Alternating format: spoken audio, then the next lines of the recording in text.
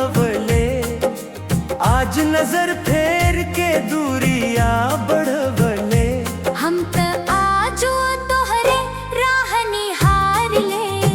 तू मुस्कात बाड़ू नया इकरार में। बदल गईलू केहू के प्यार में। टूट गईल दिलवा इंतजार में। रोवत रोवत कटला अब दिनवा। नाम तोहार बसल बा सांस सांस में।